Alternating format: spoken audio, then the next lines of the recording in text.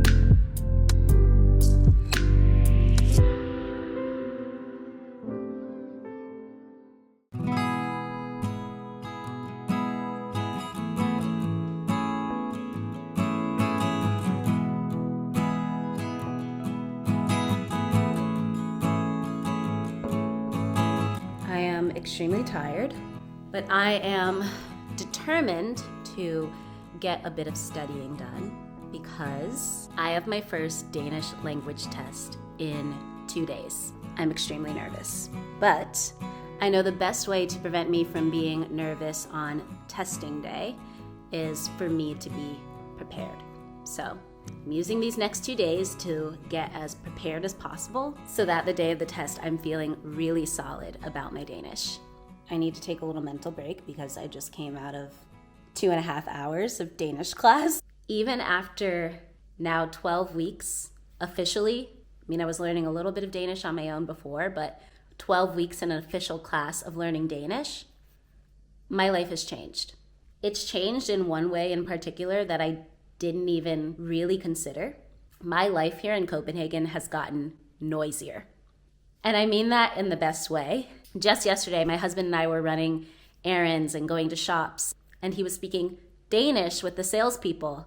And my heart was pounding so fast with excitement because all of a sudden I realized, wait a minute, I understand pretty much everything they're saying. Not all of it, but most of it. And to be honest, these Danish conversations I was listening to were very simple conversations, like, do you need a receipt? Or do you need a bag? Or do you have this in another color? Or like hearing other customers come in and ask questions about certain items. In the past, these conversations kind of just went in one ear and out the other. Certain words would jump out at me, but most of it I kind of just tuned out automatically because I knew I couldn't understand. Now, I can understand full sentences and phrases, and even when I'm walking on the street, I hear people yelling things at each other, and I understand what's going on.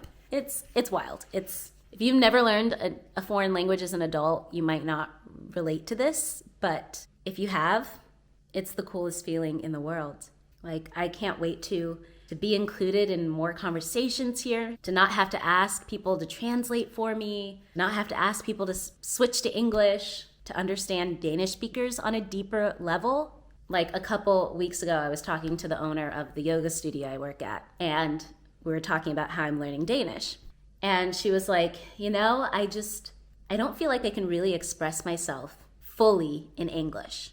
And that really made me think, because she speaks crystal clear, perfect English.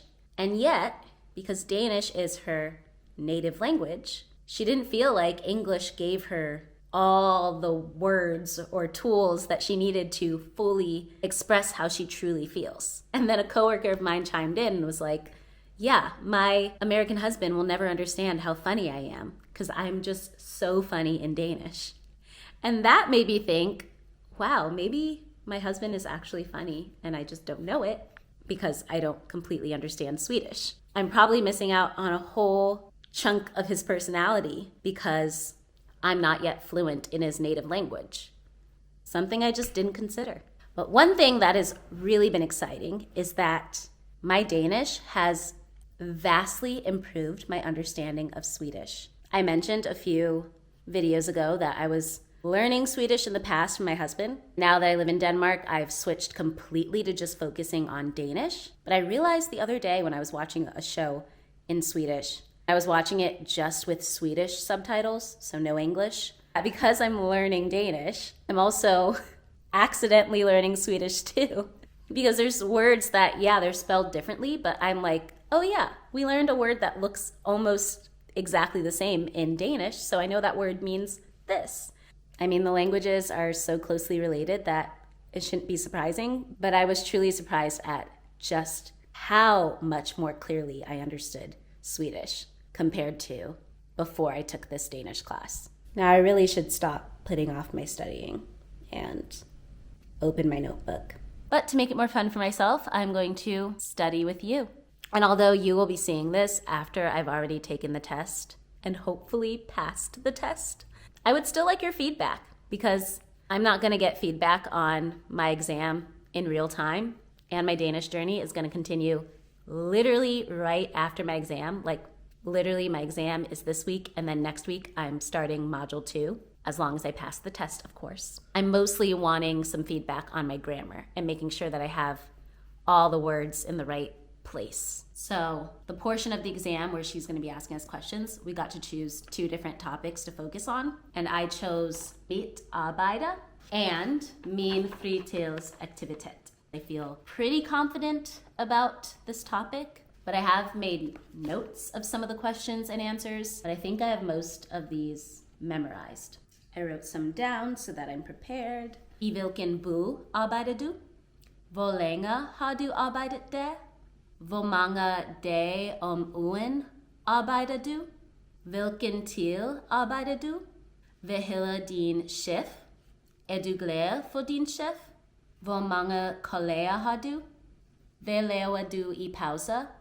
Hvor mange pauser har du? Hvordan kommer du på arbejde? Now I have to answer the questions and talk about my job. So let me tell you about my job. Jeg yogalærer. Jeg arbejder i et yogastudie. Jeg har arbejdet der i 3 måneder. Om mandagen og torsdagen arbejder jeg fra klokken 7 til klokken 10:15. I'm making up sometimes because I teach classes. I don't have a normal scheduled workday, so. Jeg er rigtig glad for min chef. Jeg har 23 kolleger. Når jeg er hjemme, arbejder jeg alene. Når jeg er i studiet, arbejder jeg med mine kolleger. I pauser laver jeg frokost. Jeg går også tur med mine hunde. Now, if I were answering, hvordan kommer du på arbejde? Som regel cykler jeg, men nogle gange tager jeg metron. Det kommer an på vejret. Now that I have a camera I'm speaking to and practicing with, that actually was a little harder than I thought it would be. We're not going to get points off for pronunciation unless it just completely sounds like a different word. Our teacher really wants to make sure we have the word order correct. So I think I have the word order down. If anyone notices anything, let me know. I am currently packing because I'm getting on a plane. My husband and I are taking a little trip for the weekend. Nothing too crazy. We're visiting a city I've never been to before to see some family. So I'm really looking forward to getting away for a bit, but I also can't get too excited because I have my Danish exam in the morning. My classmates and I signed up for different time slots, and I'm number 1 on the list. So I will be the first person taking the exam tomorrow. I just figured, why not get it out of the way? Now I'm starting to think that it would have been nice to have some morning time to study, but I feel pretty confident that I'm prepared. But there's also a little part of me that feels like it's not good to be overconfident. Hey, Oliver. So I will spend some time studying tonight, and then I'm planning to get up early tomorrow and study before the test. And by the time you see this, I will have already taken my test. So hopefully I'll be celebrating this weekend. I guess I'll let you know how it all went in next week's video. But I hope you all have a wonderful week, and I will see you next time.